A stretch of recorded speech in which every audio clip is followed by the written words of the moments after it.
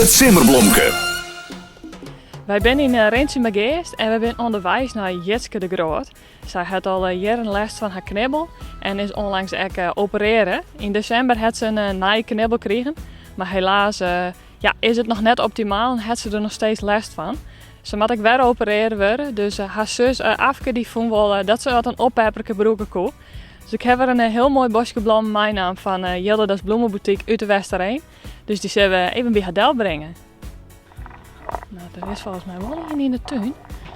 Dus nou ja, we bellen je gewoon even aan en dan zien we het wel.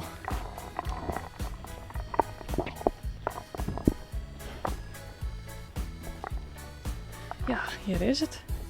Ik druk even.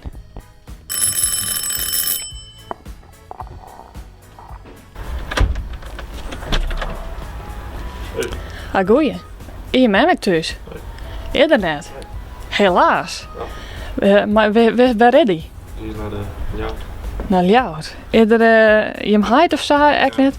Du bent de enige die thuis is. Nou, dan maar wat met hij doen. Kun je een stapje naar voren doen? Waar bist du? Klaas de Bikster. En du bist haar zoon? Ja. Helemaal goed. Ja, we hebben begrepen dat je mij nog een last van de knibbel. Ja. Hoe is dat nou? Nou, iets beter. En ze moest ook naar je Skype, heb ik begrepen. Had ze die al? Of maat ze Nee, wachten nog. ze nog? Mat nog. Wanneer wordt dat? Dat weet ik niet de hol. Het zit er wel aan te komen in ieder geval. Maar het is wel weer wat beter dan het wie, begreep ik. Ja. Nou ja, iemand hier haar op jong voor een simmerblomke. Oh. En ze hoeft er enig idee hebben waar het misschien wijzen kan. Nee. Dat wie haar zus. Afke? Oh ja. Nou, dus ik hoop eigenlijk dat je maar Oejan was. Ja. Ja? Ja. Nou, dus ja, alsjeblieft. Dankjewel.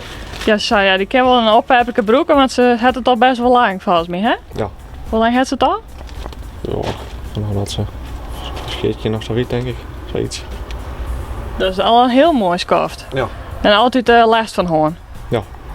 Nou, dan succes. Dan hoop ik dat je wat beetje van opvleurt. En nou ja, dan zo ver zo goed komt het, Ja. Dat hoop ik eigenlijk. Wist ook iemand die wel een Simmerblomke verzinnen? Jou het on u stroog. Mail de namen en reden van die persoon die sto verrassen worst naar simmer@rtvnof.nl. Het Simmerblomke.